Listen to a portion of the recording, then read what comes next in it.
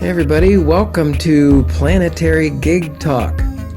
I'm your host, Jefferson, Chief Spiritual Dude of the Planetary Gig Society, whose mission is making connections through music with the intention of bringing peace, harmony, coherence, to help make a better world. And I'm very delighted today to be able to have a conversation across the Atlantic over there to Spain with a fabulous musician, a person that I met at Victor Wooten's camp some years ago, and looking forward to having a conversation because there may be a rabbit hole or two that we could go down. Gillian Harwin, thanks so much for taking the time. It's good to see you. My pleasure, Jefferson. Thanks for having me. Any chance to talk about how cool music is, I will take it. That's awesome. That's awesome. So, yeah, I think we met about 2018. I went to a music and nature camp, my first experience with Victor and Wooten Woods. And, you know, I've gone back to a lot of spirit of music camps after that. And I was saying before how Victor and his brothers and Wooten Woods and Holly and all of this, so many doors have opened up in terms of musical inquiry and understanding. So it's just a fabulous place. And how far do you go back kind of with Victor or to Wooten Woods or? I discovered him. I was reading his book because I was really into reading about just the beyond practicing scales or learning songs or working on technique or any of that stuff. I'm a singer and a bass player. And I play piano and guitar and some ukulele. And so, you know, I consider myself a musician that, I like the strings because then I could sing. So I was reading his book and I was in Costa Rica. And then I heard on the radio that he was playing in San Jose, Costa Rica, like the night before I was leaving. Oh my So God. I went and saw his show and I just edged myself right up to the front of the concert hall at the end of the show to get my book signed. Cause I'm like, dude, I'm reading your book and you're in Costa Rica and I'm in Costa Rica. Like, is this coincidence? I think not. After reading this book, definitely not a coincidence. And then I said to him, so like, I'm thinking, cause I go to a different music camp. For the last over 20 years, I've gone to a music camp in the Redwoods of California. Wow. It's called Jazz Camp. And I teach there now. And that was very life-changing also, opened so many doors and had this, I met a whole music community of just, for lack of a better word, a bunch of weirdos that wanted to get together in nature and play music. I mean, there's like pianos in the trees and, it's like this, Wow. It's big. It's like 350 people. So it has like this mini festival vibe. Anyway, so I've been going to that, but I was like, this is cool, but I want to do something else. And I'm working on playing the bass and I'm reading this book. And I said, so like, I'm thinking of going to your camp and are you like there? And he put the book down because he was like in the middle of the sign. He put the book down and looked at me right in my face. And he said, I love my camps. Like, it's my favorite thing that I do. And I'm there the whole time. My kids are there. Like, it's a whole thing. He's like, please come to camp. And so that summer I went and forget about it. I mean, I was changed forever. And it was small. It was still like pre-pandemic. Like the camps weren't selling out yet. Now they are, because I think like we all need it so much more. That like what he gives at that camp is what humanity needs. And that's really what it is. It's like human training, like how to become a great human, going to Victor Wooten camp. And then it happens to be like through this musical lens, which is so all encompassing too. And then he has this huge nature element in it, which I just loved so much. I mean, I've learned like serious survival skills at this camp. Whereas the camp in California has none of that. I mean, you're just in the redwood trees, which is magical, but like, there's nobody teaching you how to like hunt for rabbit blindfolded with a stick. You know what I mean? And so that element was really, really attractive to me. And the the intenseness of that music and nature are completely one and the same. And since we are nature, that means that we are music. And that has always been my belief, right? That we are like, what happens when you're born? You come out not like, oh, goo goo gaga, like here I am. You're like, wah! All right, just like wailing, your mouth as big as it can get, and using your voice as its biggest volume possible for a little creature. And that's the sign of a healthy baby. The baby's crying, the birth is going well, right? Oh. And then so like that was all tying in and like really being like all the pieces kind of coming together. And then right around that same time, right around 2018, my friend Sarah called me from Costa Rica. She'd been working down there for the last 20 years and got caught up in the plant medicine community and ended up getting tapped by the Colombian shaman and being like, you're a shaman and you're going to come to the Amazon and we're going to initiate you into our tribe and you're going to become an ayahuasca shaman. Wow. Which she did. And so she was like deep in those studies. And I had like turned off all my screens and done this whole like mind body cleanse. And in that time, I was just drawing and just really like, I'm not going to draw anything. I'm just going to free draw. And I was drawing all this really psychedelic rainbow geometry, crazy stuff, plants, all this weird things, creatures. And I showed her these drawings and she called me and like, we didn't talk for a little while because she was like deep in these studies. And she hit me up and she was like, yo, ayahuasca, I've been like studying with this plant medicine. And she was like, you need to call your friend Gillian and she needs to come down here and study with me and sing in these ceremonies. Wow. So when was that about? I think it was like 2017, maybe 20, I think it was 2017. And so I did. I went down and I showed her all these pictures I'd been drawing. She's like, dude, that's plant medicine, like literally sending you like downloads of like, come hang out with me. So I did. I went down there. I was like backstage pass because she was like this shaman. So we're like rolling in and she's like the superstar of the night, right? And she's the woman. So she's the matriarch up on stage. There's a bunch of men up there and a couple Colombian guys, a couple non-Colombian guys, but she's the only woman. And she's not, there's a thing in the plant medicine world that they're called ayahuasca sluts. And they're the like it's kind of culty like anything, and people are looking for themselves and trying to find authenticity in self and exploring new ways, and like, so not to be too judgmental, but they wear like all white and like G-strings and like it just very like seems you want it to be sexual freedom, but it's just still gets sexualized. And that also comes up in a lot of plant medicine ceremonies. That's been a thing, like much in the yoga community or the gymnastics community. You get these gurus that have all this like power, and then they take advantage of that power and call it healing or therapy or whatever. And so they actually, that happened with the place she was working, and they blew the whistle and they got kicked out like within an hour. So anyway, so she like took clientele away from there. Now she's running plant ceremonies in her house with her boyfriend, Brad, who also does iboga ceremonies, which is like the kind of masculine plant medicine to the femininity of the ayahuasca plant. What is the name of that? What is the name?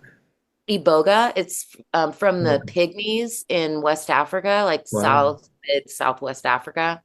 And this is the plant medicine they've studied with for thousands of years, and it's what's created their laws, and it's just a ground up root, whereas ayahuasca is like a vine and a leaf, and it's got to be cooked and processed.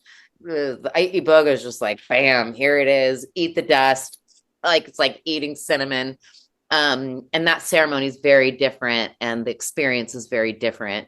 It's very like you talk a lot and you ask a lot of questions and you like go to the moon, and it's a whole thing. It's really cool. Wow. It does seem like so many of these indigenous people had their music and their plant medicine.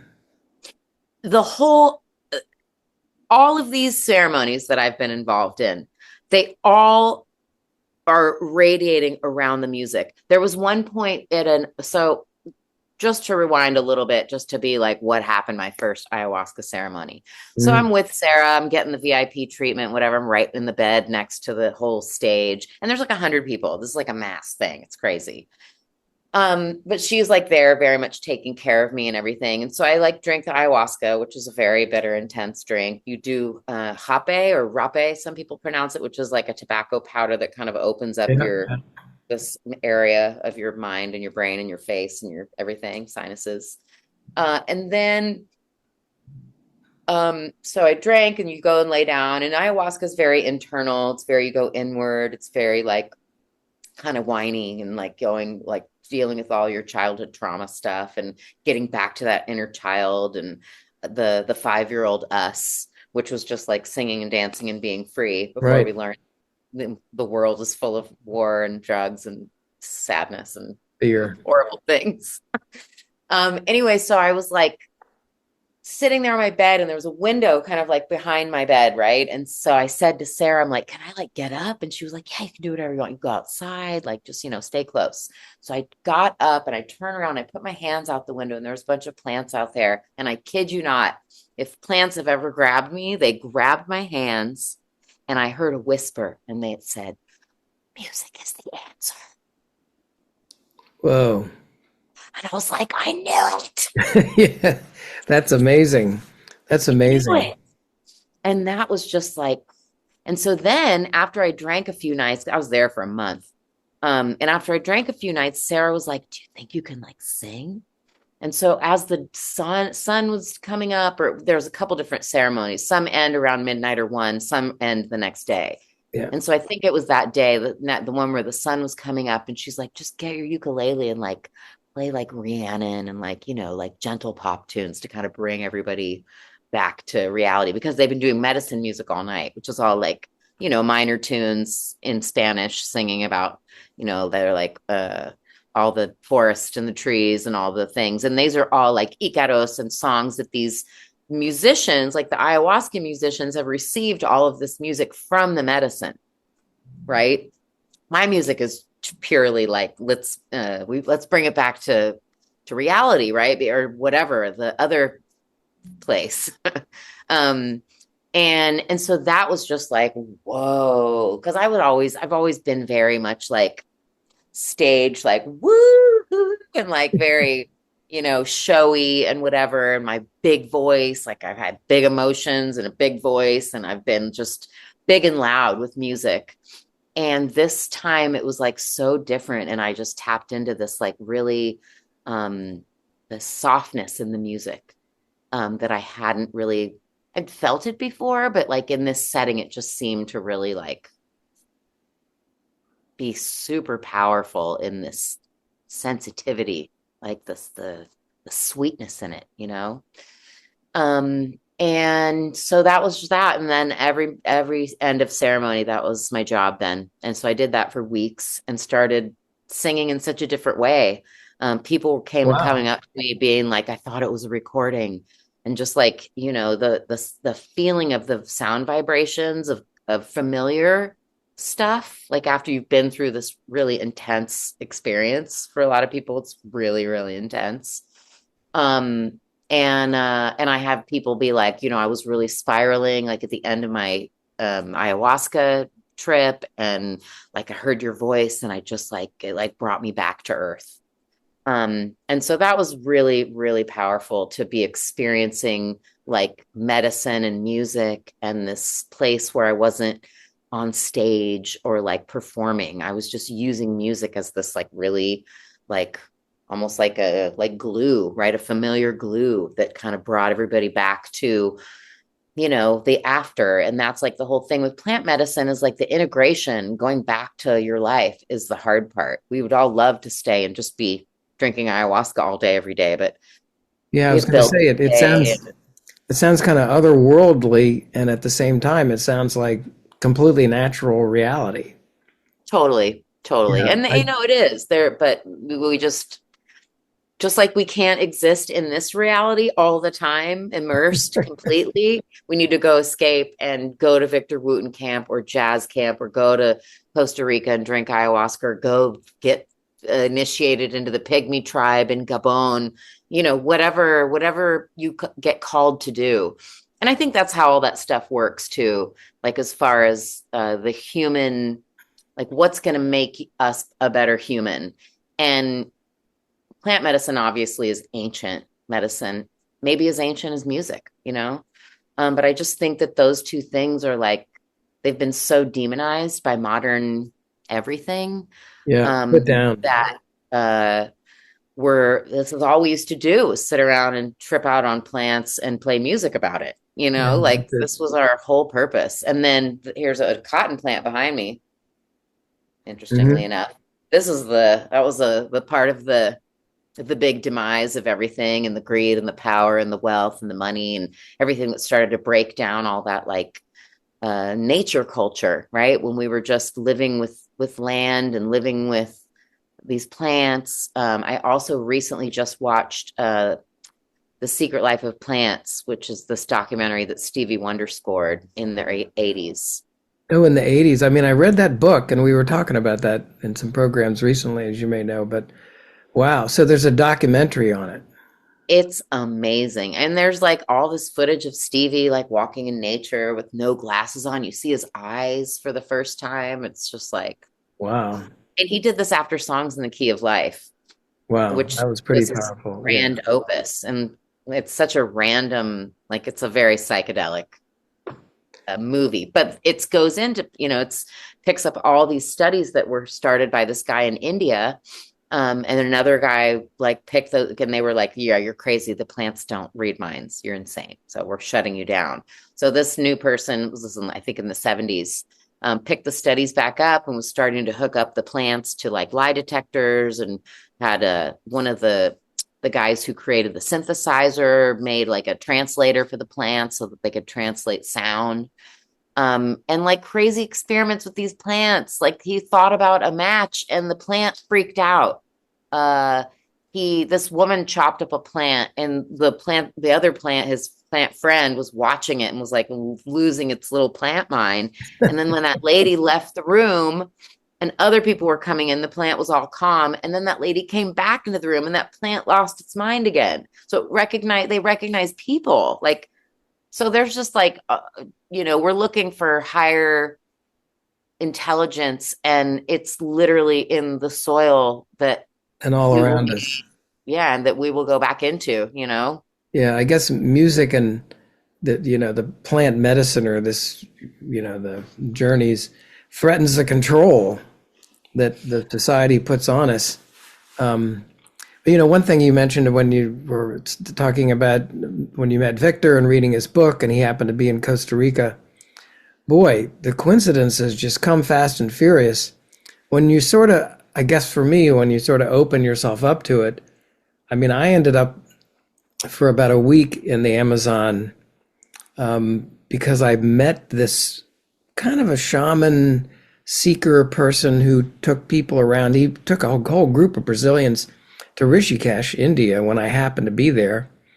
And I met him. We became friends. I kind of wrote him into this audiobook thing I did, also inspired by Victor, soundtrack for a book.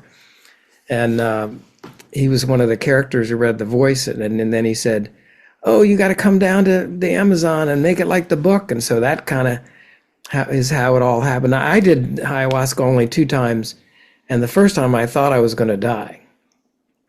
And they do call it the vine of the soul, and take you down to zero and then bring it back up. My friend Marshall, who I met at Vic's camp, said the music is the medicine, and that's an interesting concept as well. We have all these other things around that make us happy or think we make us happy, but anyway, but just I do. This is so fascinating, but let me ask just a little bit. Kind of my standard thing because I'm curious. So how young were you when you started playing music? Were you in a musical family? Did you just pick up your zero? You were in the womb. I think my mom says I used to sing under the church pews, and I didn't know the songs, but I could catch the melodies. And then my first like performance memory, I was 6 and I loved singing. My babysitters were like, how does she know every lyric to every song? Mm. And I think I just liked the way that I liked the way it felt in my mouth, like vibrations and like the notes. And I loved the rhythm of the lyrics, right? I was like Grease. I knew every word to Grease or Annie Get Your Gun and Oliver and like Mm. we had records and stuff. Nobody in my family was really a musician. My grandpa played ukulele a little bit, and they would do, like sing-alongs in the car and, 40s and 50s shit. Oh, sorry, mine's not supposed to swear on here. Sorry. Okay. um, and so, and yeah, I think I just always knew I wanted to be a singer and I just wanted to sing. I think I was also the youngest and I was a little bit ignored because, like, obviously, when I was born, my mom had a 5-year-old and a 3-year-old. Like, that's a lot to have a baby in Yeah. tow, also. Um, and so, like, what I was eating, sleeping for basically a year. So I think I just was like, when I sang, I got attention. And so I was like, ooh, this is a way for me to get attention that I'm not like getting in trouble. It is interesting. I mean, it's so great. I mean, I think we all have that, but it kind of gets drummed out of us, if that's a word, Oh, by it got drummed. society. They tried. They tried. Yeah, But you go to school and you got to be quiet and this and that. I mean, I have 5 mm, grandchildren now, and I can kind of see how it just, man, you got to be able to survive in this big world, and that doesn't always include playing music. But so what was your first?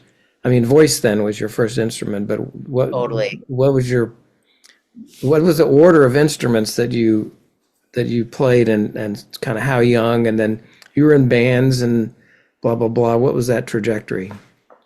Let's see. Well, my first singing performance memory was singing the Rainbow Connection in my living room. And my grandma was the one who was like, girl, you can sing. And she was always very supportive and like thought I was, amazing. I think I remember I'm like, I nailed it. I nailed it, right? You guys, Yeah, like I yeah, did yeah, it. It was good. I yeah. hit the melodies. It's a hard melody too. Anyway, so that was it. Like that was from that day on, I'm like, this is my shit. This is what I'm doing. And then I told my mom when I was around 11 or 12, I got all really like worked my courage up to go to her and be like, I'm about to tell my mom my dreams. My big, this is what I'm doing with my life dreams. And I went into her and I was like, Mom, I want to be a singer. And she was like, well, don't expect me to be your stage mom. And I was like, oh no, that's not the support I was hoping to get. But like what do your kid I'm in the South Bay, California, how do you become a singer there? Like she didn't know the steps. She knows nothing about the music industry or Right, anything right. other than, probably it's the corruption surrounding all of it. Anyway, so I was kind of on my own. My dad paid for my voice lessons. As soon as I turned 16 and could drive myself to my voice lessons, I started Mm. taking voice lessons. People at school were like, you sing really well. So I started to hook up with people in school and singing with them. I like killed it all, the talent shows. And then I didn't really know that there was like music schools. So I just ended up kind of following more of like a Spanish path. I started also traveling to Latin America when I was a teenager Wow. and learning Spanish. And so that was like, well, I guess I'll just follow that and like have music kind Uh-huh. of just always there. And so I was traveling a bunch. And then I finally started taking classical voice lessons and discovered I had this huge voice and it was perfect for opera. And my voice coach was like, and the first time I sang with like an operatic tone and like tapped into the power of that, I Hmm. was like, whoa, Yeah, that is big. whoa, whoa. I didn't know this could just do that. Like it was insane.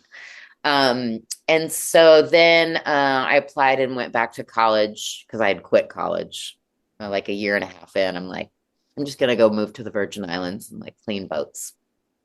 Not a bad Um, plan. yeah, I did. I totally did that. It was super fun. And then I eventually went back to school, got my degree in classical voice from UC Santa Barbara. which actually has a really great ethnomusicology program that I Oh, probably, if I went back, I'd probably be an ethnomusicologist.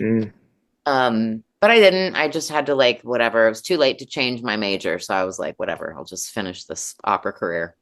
And my voice coach heard me singing like a dirty song in the quad one day with my ukulele, like really dirty. I'm not gonna sing it on here, but it was this song called Shave 'Em Dry by Woo. um It's a blues song or something. yeah, like from the early 1900s. So it's just so dirty. Anyway, he heard me singing that and he was like, you should do that. Like your voice is great for opera, but your personality isn't. And that's your personality. That's interesting. And then I had a But band in college. so you started Uh, playing ukulele and string things. Actually, when I was Yeah, back 20, I picked up the guitar and I started playing. I took some lessons and uh, just because I was so sick of like having to ask somebody to play guitar so I could sing. And that was my main driving force. And I think I didn't think about ukulele till later. It just seemed hmm like, why would I play the ukulele? Because yeah, I should play the guitar because that's what people play. Right. Um, but of course, I love the ukulele now. And it's just like the guitar, basically. Just missing a couple strings and much, much smaller. Yeah, that's good. Um, and then in when I was at UC Santa Barbara, I was walking by the upright bass room and somebody was playing solo upright bass with a bow. And it stopped me in my tracks. And I was like, what the hell sound is that? Because I didn't grow up going, I wasn't in band, like I wasn't around an orchestra or, like I kind of like theater was a little bit cheesy for me and like not, I wanted to express myself and be myself. I didn't want to pretend to be somebody else. And so the blues, I really got into the blues. I was hanging out with John Lee Hooker back in the day, Woo, yeah. San Jose. I was in a band with his nephew, Archie, and kind of got on that scene. I was going to JJ's Blues Lounge, which was down in San Jose on Stevens Creek Boulevard. And so I was singing a lot of the blues, then I discovered my opera voice, and then I discovered the bass, and I was like, well, I should learn the bass. And so my bass player in my band, whose dad is actually Stephen J. Oh, from yeah, yeah, yeah. Al Yankovic. Yep. Miles and I were in college together. So Wow. Miles stole me a bass from the bass room because there's like 8. So UC Santa Barbara. Brought it to my house. He's like, "You love the bass. You should have a bass in your house and just live with her. It doesn't even matter if you play her. Just live with the upright bass, and you're gonna see how great it is." Because he, of course, is this great upright player. Yeah. And so I did, and I learned a little bit. And then as soon as I graduated, I got my own upright bass and started really digging into that because I loved the whole like singer and bass, like the bottom and the top. It's Mm. just like the perfect combo. And tuning my voice to just the a root Mhm. foundational note is just like singing with a drone. There's just like something really like complete about those two elements of music. And so I played upright for a long time. I gigged all over. I had a couple duos, had a couple bands, did this, did that, took more classes, kept studying, found the jazz camp, started really digging into bass there. I worked at a Kumbwa Music Center in Santa Cruz, Mm. in the kitchen. I was a dishwasher and I worked the bar sometimes. And so I was just seeing this amazing live music all the time. And then while I was living in Santa Cruz, my boyfriend at the time, well, there's a little hiatus of a 3 year. We bought a sailboat and we went sailing through the Caribbean for a few years. So I was Oh kind of my like gosh. getting, Wow. You could have a movie about your life. I'm working on it. All right. Um, and so then after our boat days, we moved back to Santa Cruz, and he got cancer. My boyfriend got cancer. Mhm. And it just shook us both to our cores. I was like in my early 30s. He was in his early 40s. And we were just both like, whoa, we're going to die, dude. We're literally going to die. Like it's Uh, for real. We're not going to just be young forever and like miraculously just never die. We're totally going to die. And so he's a surfer and wanted to go surf big waves. And I was a musician. And I'm like, I think I need to move to New York for a while. And so he drove me to New York with my bass and a bag of clothes. And I was going to go for 3 months. And then I ended up staying for 15 years. yeah.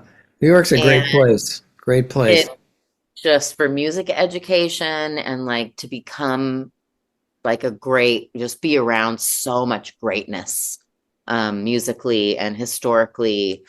I loved it. I just ate it up. And just was like, hey, Ron Carter, can I take class with you? He's like, sure. I mean, just like whoever, whatever, and anything goes in New York. And I just studied and studied and studied. I took classes. I was going to get a master's degree while I was there, but I just didn't really find the right program. And then I found out you could just study with those people anyway. You don't even have to go pay a bunch of money to a school. And that was it. I just was there. I was gigging, studying, learning, playing. I eventually picked up the electric bass. And then my boyfriend ended up being Fred Cash, whose dad was Fred Cash of the Impressions. Mm. So he's got like all the Chicago soul history and just taught me everything about the bass and Wow. Black culture and how important it is for us to know that stuff because it's of course not taught to none of Yeah. it in Yeah. school. We learned that Christopher Columbus was a hero and the Africans migrated to America or whatever. Um, so hearing like his experience in the music industry and just as a black man um and all of that tied together was just like it's like any immersion, right? You want to learn about a culture, you go and immerse yourself in that culture. So I was just trying to do that as much as I could by just hanging out with everybody I could, respectfully. There's some spaces where we got to respect space. Um and yeah, just like consume, try to become the best musician I could be. Um, and then I eventually, 15 years, I was kind of like, now what's going to happen? And Yeah. I just kind of still had a craving for a master's degree. So I found Berkeley Valencia had a really cool 1 year master's Ah. program Ah. in contemporary performance and production. And I'd done a little dabbling in production. I'd put out a couple records already. But I wasn't, I mean, I was like the producer in the studio, but I wasn't like engineering or mixing or mastering or doing any of that stuff. Just like, oh, can we make it like this and whatever. Like, but I wasn't actually like in there doing stuff. I had like real producers working on that stuff.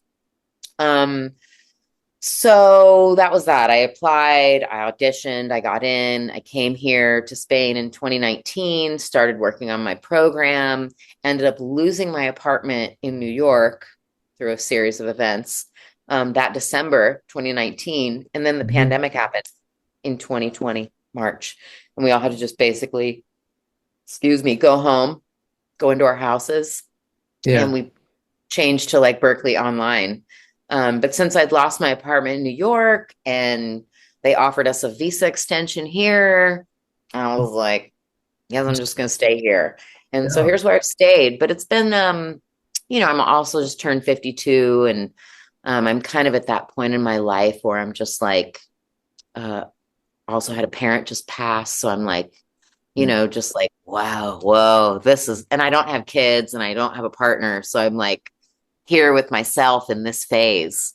Um, and with music, I teach so much music and try to, get people to like spend time with music. A lot of my friends too, their kids are all now in their 20s and they're like, who am I again? And I'm like, you're the same that you were when we were like 18 or whatever. You Yeah. just did all that stuff. But we just end up kind of back where we were. And really encouraging people to study, particularly, I think, singing because it's so body focused and that's where we live is in our bodies. Hmm. And bodies, if you look around at an airport, you can probably guess which pills people are taking because we're all not really that healthy. And, it's not our fault. It's just how food relationships and humans has Yeah. become in modern times. And Yeah. it's really hard to like change societal habits when it comes to like how we're dealing with our bodies. So I think singing is like bringing like real body awareness. It requires focusing a lot on our breathing, getting our muscles to relax in like this area where all this action happens, our swallowing and breathing and talking and eating and all the things that happen Yeah. in our face. Um, and it's also like, what are we doing with our time? What do we do with our time? I know I have moments in the day that I can either like do whatever, or I can sit down with any of my instruments and just play a song. Or go Mhm. to my computer and work on some of my production projects, or just sit and like I do this thing called pie hole journaling, where you just play a couple of chords and just sing what's on your mind. Mm. Um, and just kind of channel. It's like a very like Sounds cool. roomy kind of exercise. It's pretty fun. Yeah, that Um, sounds fun. and like, some surprising stuff comes out when you're just kind of letting rhythm be this like basis for your kind of preacher for yourself to kind of start getting like a snowball rolling. And I've like sometimes in my pie hole journaling, I say stuff, I'm like, damn, I'm like a prophet. But when we allow music and rhythm and harmony to like be this like base for us to kind of find freedom to float over the top of with our thoughts and melodies. Um, I just think there's no better way to spend your time.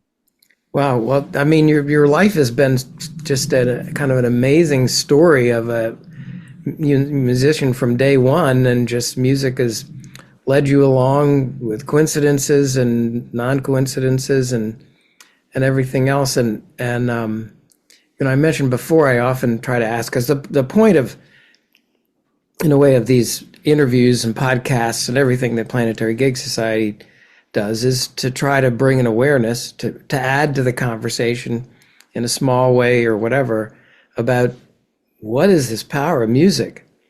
And it's clearly led you along for amazing, all the things you were talking about. I'm like, God, I wish I'd have done that. Mhm. So, you just were mentioning about how,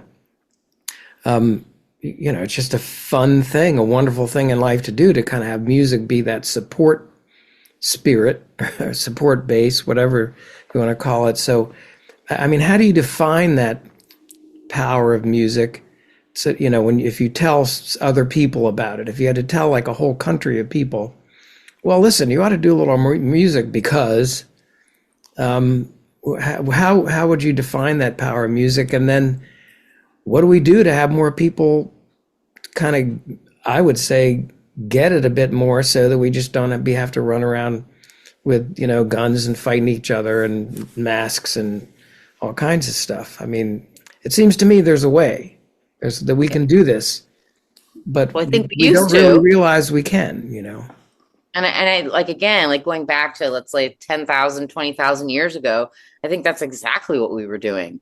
We'd wake up in the morning, there was like a morning wake up song, and then you do make the breakfast, and there's a song you do for the breakfast, and you get together with your whoever, and we all do like a little sing song while we do the things, Go and ahead like and music. go ahead and kill a bunch of animals and make Yeah, some like meat, as they call it, and then come totally. back and sing. Yep, and celebrate with, for the harvest and the kill and the birth and the death and the marriage and everything. Like there was just that was what we did. Was music was just ingrained in our. There was no you're a musician and you're not. Right. Clearly, there's always been like, that's the shaman person, and that's going to be the plant person, that's going to be the weaver, and we're called to these certain kind of roles in our little Exactly. circles. But I think everybody kind of was saying we get a voice for free, you know? Like, why Yeah. wouldn't we be singing?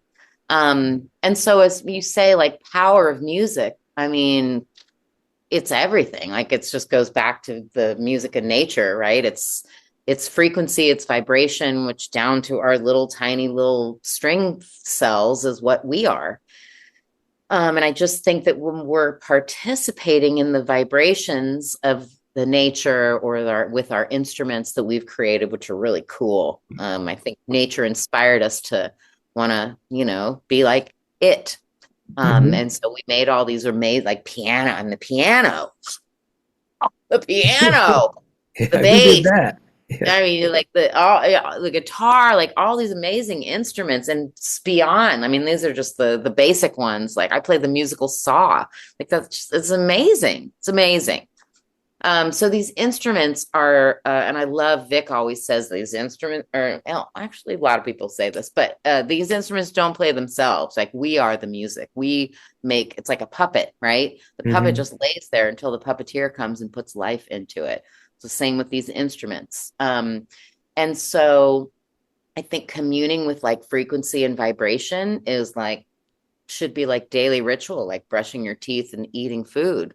um, it does everything good for us. Everything about it is good, and it's for us to express ourselves, like talking about, be quiet and close your mouth and do, shutting us down as we get older and older. This is at least a safe space where you can be as big or little or angry or sad or whatever as you want to be. Music is so like whatever, like just hang out with me. I don't really care what state you're in. Just I'm here for you.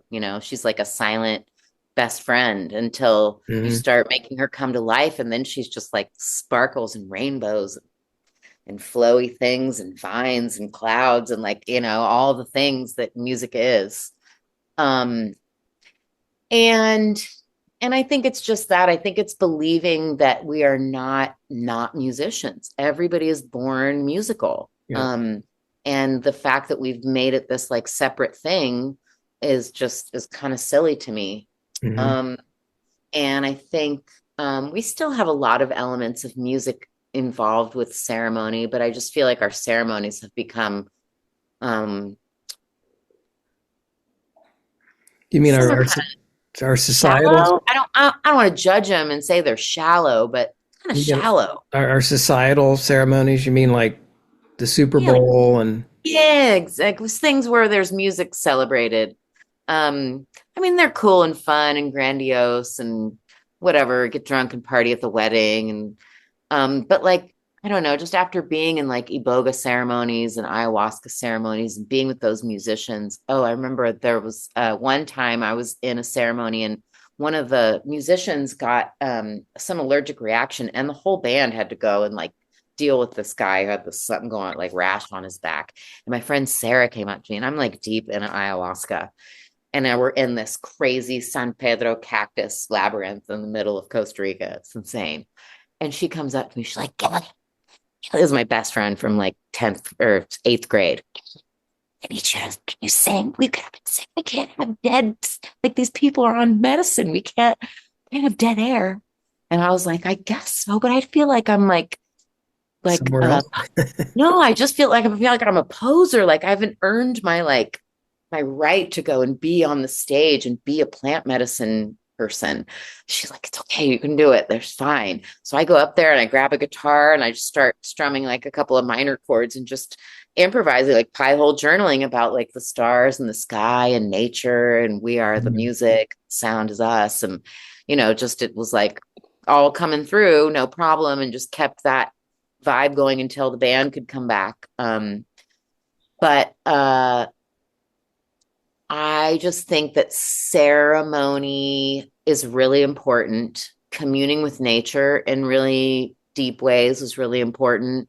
Whether it's at Victor Wooten Camp or with, plant medicine in Latin America or Africa or wherever, the Southwest, peyote with Native Americans, like, whatever. Um, I think you just have to kind of go to what you're called to. Um, and not everybody's called to music, but I think everybody likes to sing or likes the idea of singing or kind of wants to sing. Yeah, yeah.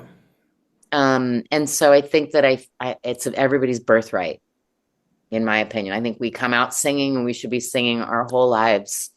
And Mhm. again, it just goes back to like it is the safe space where I can be really loud or really quiet or really happy or really sad or really anything. And Yes, it can be used to get attention. It can also be used to like calm and like just commune with yourself, and it's free. yeah. Since Like, I've learned so much about it, which I didn't know, I kind of thought as a kid or as a young person that musicians were over there. Those were people over there. I didn't know how they did what they did. Um, but now I just proselytize music. I talk to a lot of people about it, and they say, "Oh, I don't have a musical bone in my body," and I say, "Baloney."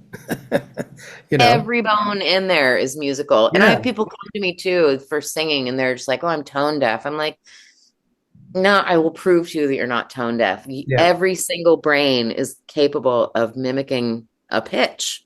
We just have to get out of the way and let the brain do its work and get our breath and everything else in check. Um, and I've seen Vic prove it a million times that he can get somebody to make music in like 5 seconds. yeah. Um, and yeah, I just believe that that is our birthright and that we are all musicians in our souls. And we are music. We literally have We, heartbeats, we you know? literally are music.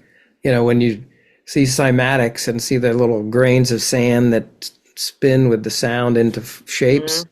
I just think we're spun sound. It's kind of wild when you really put aside what we've been told about what we are through religion or society or capitalism or whatever it is, and you just realize you're just a big chord, you're a big note, you're a big beautiful note, and Mhm.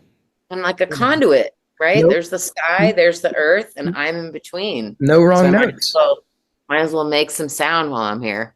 Yeah, no wrong notes. So I mean, I think it's a good answer. It's a good task, sort of.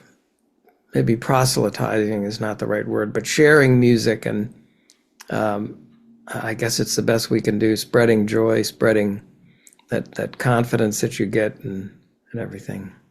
Like to teach the world to sing in perfect harmony. That's a good goal, a good life goal. Well, Gillian, I don't know if you have anything else. You've covered a lot of territory here, and we have. Anything else you might have thought about that you wanted to add? But I really enjoyed this conversation and learning about your life and the things you've done. And again, I'm like, damn, why did I go to law school? You know, why? And I'm always why like, damn, why didn't I go to law school? but you can't do everything. And I do have. I used to. One of the things I would tell clients, I represented nonprofit organizations in kind of a tongue-in-cheek way, and I'd say, well, there's this legal principle: no matter where you ride your horse to, that's where you're at.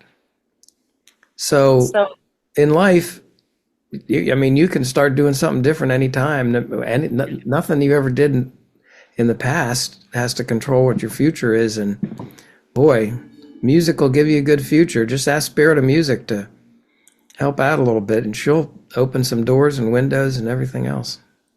well, and keep our brains strong. Like I want my brain to last as long as my body. So music is the only thing that makes both hemispheres work together. Yeah. So it's, Well, it's a no-brainer. yeah. I guess the last thing I'd want to add is I actually have written a stage play called Wonders World, which is a lot about all of this stuff. It kind of takes all my life experiences and puts them into these puppets. It's all a mix of like puppets and people. Wow. Um, and Wonder ends up losing all their senses, becomes senseless, getting lost in a broken heart and screens. And their sidekick, comic relief parrot, is the one, speaking of wise birds, is the one who takes Wonder up into Wonder's world, where one by one, Wonder regains their senses, but ends up blind at the end. They don't get their eyes back. Because that's, I feel like, a root of so much of our problems in our world is that we're using our eyes to judge each other, Mm. even ourselves. I mean, I'm guilty of judging like when I'm getting older, I judge my wrinkles, just temporarily. Then I'm like, well, the death, 6 feet under is the option. So I'll take the Yeah. wrinkles. Yeah. And so Wonders goes back into the world exactly with this dream of like, helping people see for real, which is not judging each other for how we look or what gender we are, or, like realizing that we're all just humans and that we do have this birthright to make music. And that is literally, and Vic has said this too, you give me like a room full of politicians and let me put them all on instruments and get them playing music together. And we're going to have a whole different experience of Yeah, what absolutely. politics can be. Oh, what a So, great project. So, is that so be on the lookout for Wonders World coming okay? soon Well, to a yeah, state no, I near can't. you. That's fabulous. World needs a wonders world. We need wonder. We need wonder. This is looking into the sky and wondering about who we are and what our place and everything is part of the magic of being a human. Yeah, I heard a woman on one of these little shorts that you see on Instagram or somewhere, and she was saying she was in prison, I think, in Iraq, and she realized that she was a journalist. She was a political prisoner, and she needed to write. So she got some like a roll of toilet paper and an eyebrow pen and wrote, and it made her happy. And so her point was creativity brings you happiness. And so much creativity is involved in music, no matter what you're doing. And so I guess the corollary of that is, destroying doesn't make you happy. I mean, entropy may be part of the process, but it doesn't compare to what creativity, and particularly through music and the arts and whatever, can do. So kudos for that. Look forward to your this project you have, and thank you very much, Gillian, for talking with us today, and we will My pleasure. go onward. Yes, you too. Thanks for all that you do. I love your Planetary Gig Society, and I've been sending your talks to a lot of my friends, Okay. and it's really good stuff. Keep it up. I love it. All right, will do. Okay, thanks. Thanks, Jefferson. See you around, everybody.